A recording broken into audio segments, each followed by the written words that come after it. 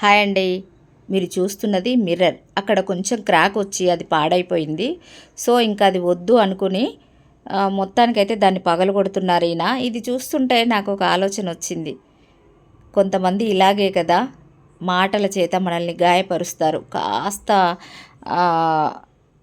ఓ రవ్వంత తప్పు దొరికినా లేదా తప్పు చేసినా మొత్తానికి అది పనికి రాకుండా మన లైఫ్ మీద మనకి ఇంట్రెస్ట్ పోయేలాగా మాటలు మాట్లాడతారు. మళ్ళీ అతకటం కష్టం.